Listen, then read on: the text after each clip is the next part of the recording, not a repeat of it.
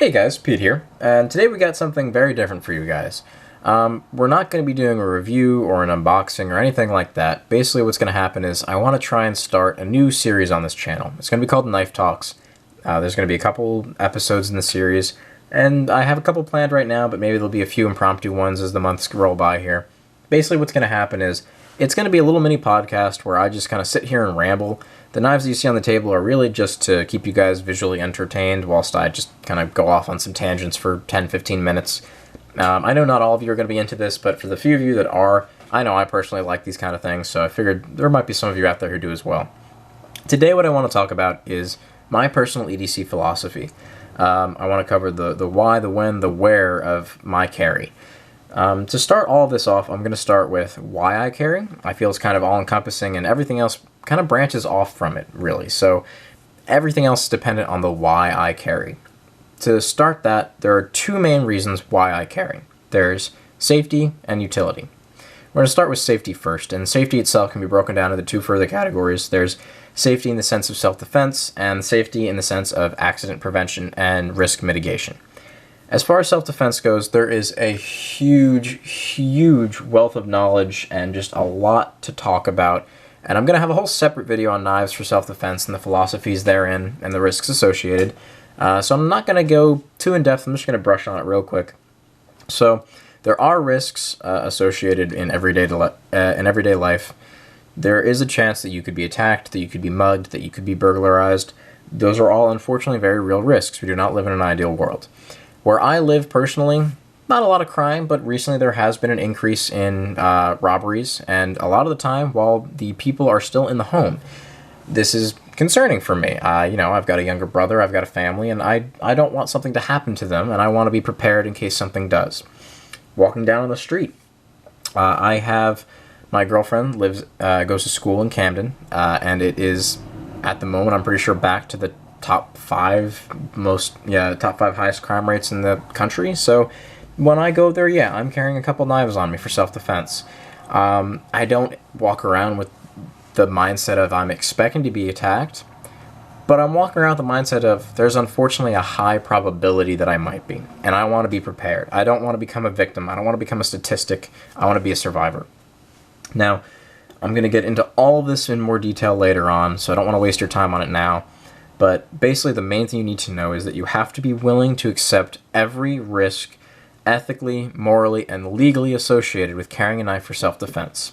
When you draw a knife on another human being, it goes from being a tool to a weapon in the eyes of the law and in the eyes of morality. You have to be willing from the time you draw that blade to the time that the altercation is over.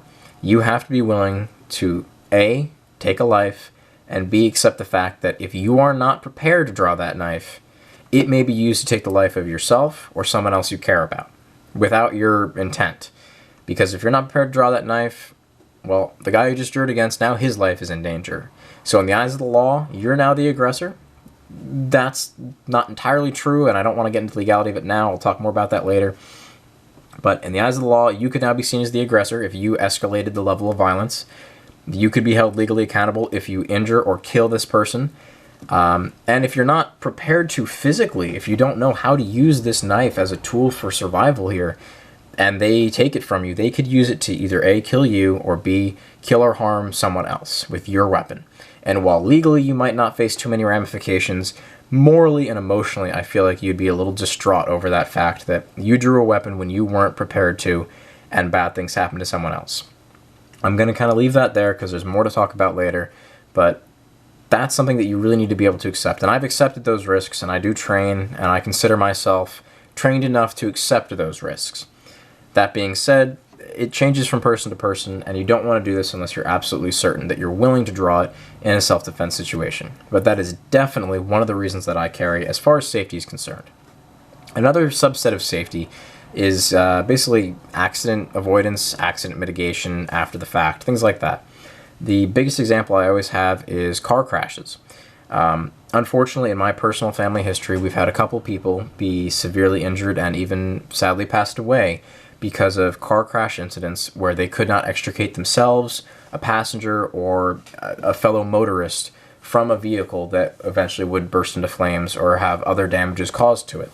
If you can't extricate yourself from a vehicle in the event of a crash, you can be severely injured or killed. That's just the cold, hard reality of it. And I know everyone's going to say, well, I have a seatbelt cutter. And my rebuttal is always this. Where do you keep that seatbelt cutter? And if your answer is in my glove box, do a little experiment for me. Have your friend sit in the back seat. Buckle yourself up in the front seat, driver's seat. Buckle yourself up. Have your friend yank on your seatbelt as hard as physically possible to lock you back into your seat, because that's what's going to happen in a crash. The ratchet system will deploy. It will wind back to the point of whatever preset tension it's at, but basically you're not going to be able to break that ratchet. And hypothetically, we're assuming that you just got crushed on the side. You can no longer access the release for the seatbelt. Try and reach that glove compartment. Let me know how well that goes, because I'm fairly certain that in pretty much any car, except for really compact minis, you're not going to be able to reach that glove compartment, much less reach anything inside of it. This is why I carry a knife on my person.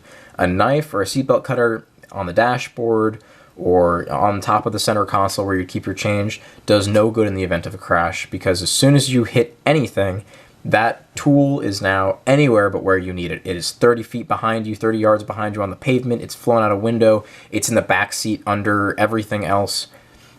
It needs to be on your person, and knives are uniquely designed to do that, to keep it on your person.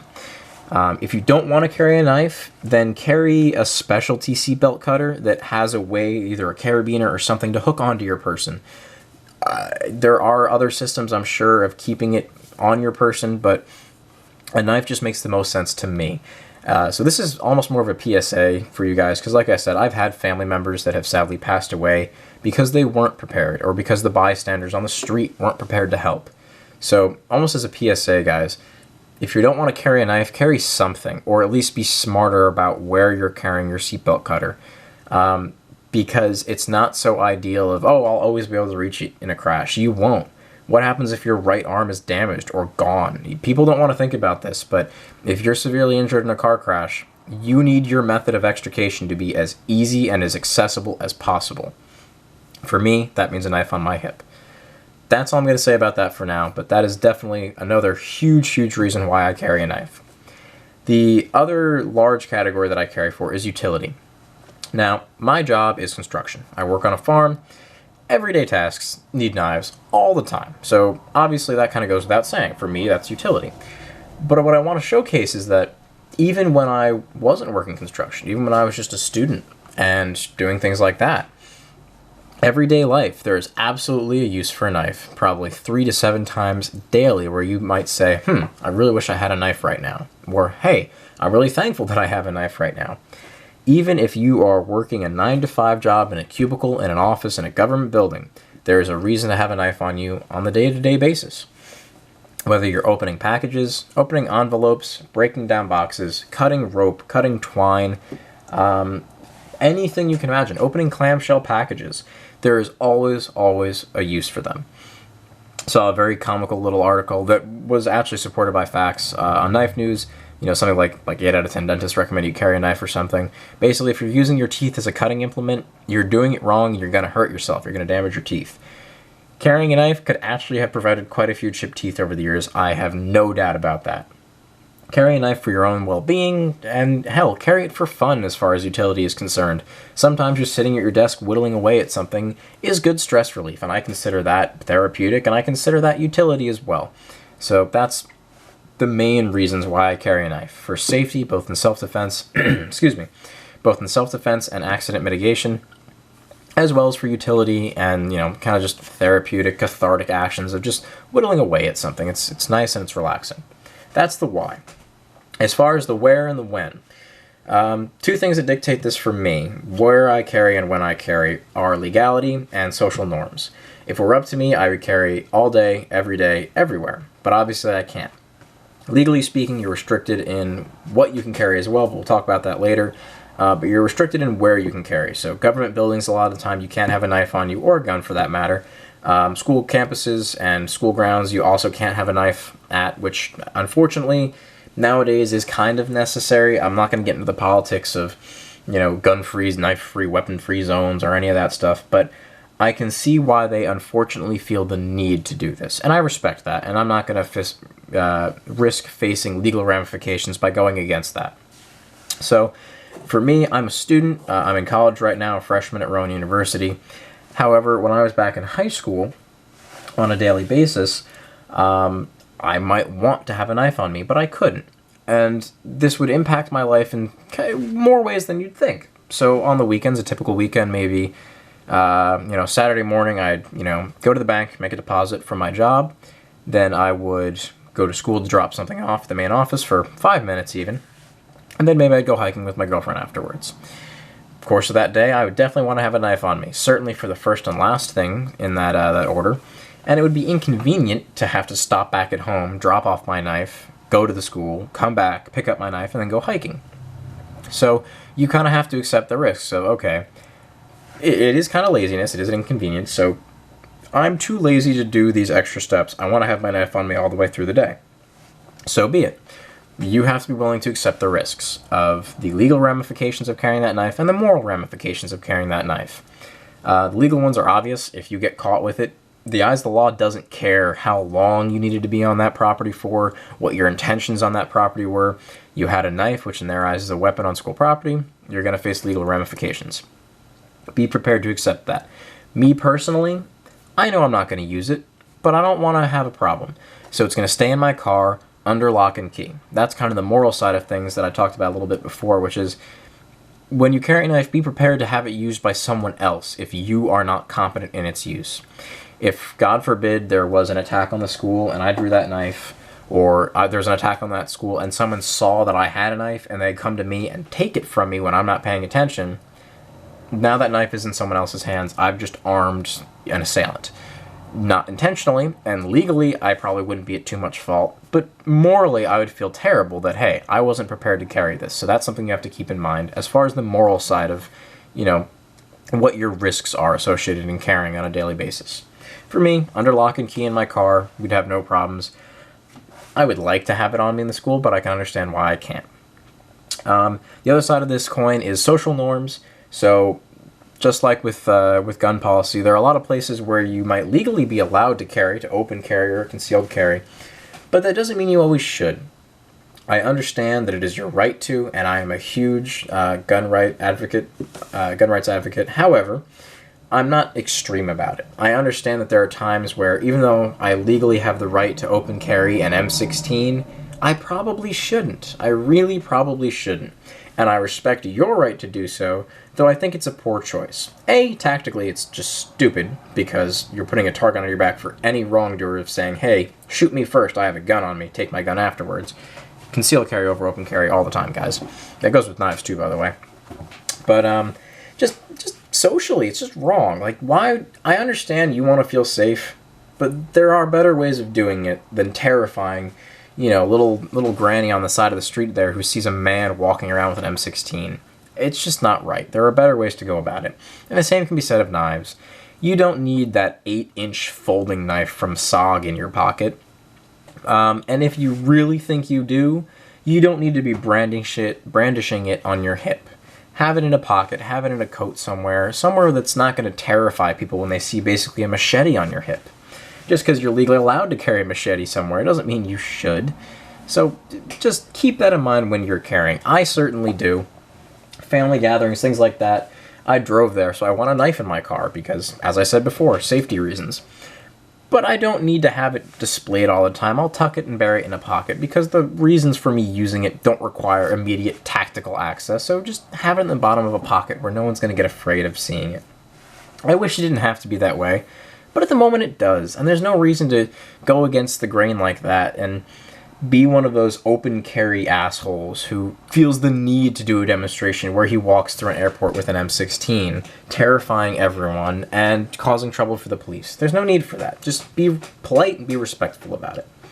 So that covers most of the that covers the why I carry, when I carry, and where I carry. Final thing is what I carry. I'm going to try and do this a little bit quickly. I don't want this video to be too long. But basically, as far as what I carry, it depends on the day, it depends on what I'm trying to do. The knives on this table were just kind of set dressing, but they're also here to prove a point. They all have different blade shapes, they all weigh different amounts, they're all different sizes and shapes. and they all fit differently in your pocket, and they'll ride differently in your pocket. They're all different comfort levels for me. Personally, I always carry at least 2 knives. Sometimes I'll carry all 3 of these knives at a time. Sometimes I've carried more than that, when I'm able to, of course. So there are tactically reasons why you should carry multiple knives if you're carrying for self-defense, but there are also just utilitarian reasons. Different blade shapes are designed to do different things. Yes, this leak has a very fine point. Yes, it's very good at opening envelopes. No, it is not a chopping knife. No, you cannot easily chop through really thick rope with it. The Griptilian, on the other hand, can do that excellently well. And the Emerson has a really nice belly for things like that. Blade shape determines use. I think I've talked about this in other videos, and you'll hear it again. Blade shape dictates use scenarios. Yes, you can use them outside of those ideal scenarios, and it's not ideal anymore. So I generally carry multiple knives that can accomplish multiple tasks. Yes, you can get kind of an all-around knife, but, I mean, I just also like having multiple knives on me. Obviously, the size and the shape and the weight of the blade in your pocket dictates things. If I'm dressed nicely, if I'm wearing a suit and tie, maybe I'll go for the Leek over the Benchmade. I'm certainly not going to carry a full-size Adamas in my pocket if I'm, in a tuxedo or something. Maybe I'll take out the Ripple or some, small, light dress knife that I could use. That dictates a lot of the why. That dictates a lot of the what I'm carrying is just situationally. I'd love to carry all of this, but the main thing about EDC, guys, is yes, it's every day, but it doesn't have to be stagnant. It doesn't have to be the same kit every day. Train equally with all of your knives, because if you're not trained in all of them, there's no point in having multiple ones if you can't use half of them. But train in all of them, and you can carry all of them. And the final closing statement I want to say on this is that, guys, a knife is a tool, first and foremost, and this is going to be my biggest pet peeve coming up here in a second. Your knife is designed to cut. Goddamn, keep your knife sharp. A knife that is not sharp is carrying a gun without bullets. There is no purpose. It is like buying a computer to use it only as a paperweight. There is zero purpose to a knife that is dull. Now, a knife does not need to be hair-popping sharp. I like mirror-polished edges. I think they look awesome, and I think they're very useful. No one really needs a mirror-polished edge, so don't have one. Fine. So my rule of thumb is this. Your knife had better be sharp enough to do whatever you need it to do. If you need to slice through envelopes without crushing them, then it better be a pretty sharp knife. If you're just breaking down boxes, it better be sharp enough to cut through a box without crushing it. Otherwise, just crush it with your foot. If you're filleting fish, you don't want something that's blunt and chipped. I don't care if your edge looks horrendous. I don't care if it's uneven and it's chipped and it's ragged. If it can do what you need it to do, then it's sharp enough, and it's good. If it can't, then it's not sharp enough. That's a simple philosophy I think everyone can follow. So keep that in mind, guys. Please keep your blades sharp enough to do what you need. Otherwise, you defeat the purpose of owning them in the first place.